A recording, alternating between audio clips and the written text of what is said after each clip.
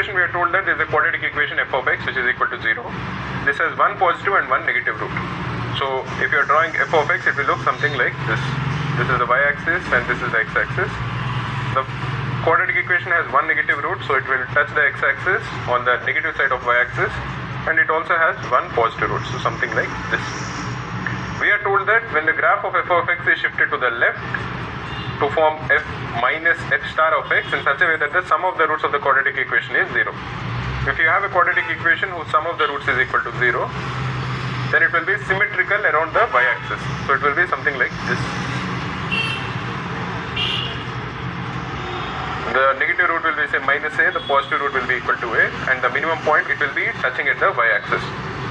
We are told that the distance between the minimum of f of x and f star of x is 5 units. So the minimum over here for f of x and f star of x is 5 units. So what does this mean? This means that the point at which f of x attains its minimum is equal to 5 units.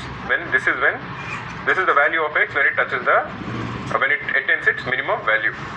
Which of the following is the possible sum of the roots of the equation f of x is equal to 0? Now if you assume that f of x is equal to ax square plus bx plus c is equal to 0, what is the sum of the roots of f of x? It will be minus b by a. This is true for all quadratic equations. Any quadratic equation which is of the form ax square plus bx plus c is equal to 0, the sum of the roots will be minus b by a. And at what time will what is the value of x at which this quadratic equation will attain its minimum value? That will be minus b by 2a. This is also true for all quadratic equations.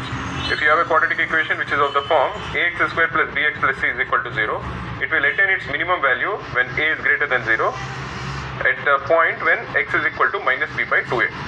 But we have already been told that it attains its minimum value when x is equal to 5. So minus b by 2a is equal to 5, or the value of minus b by a is equal to 10, which is the sum of the roots of the quadratic equation f of x is equal to 0. So essentially the sum of the roots of the quadratic equation f of x is equal to 0 is 10.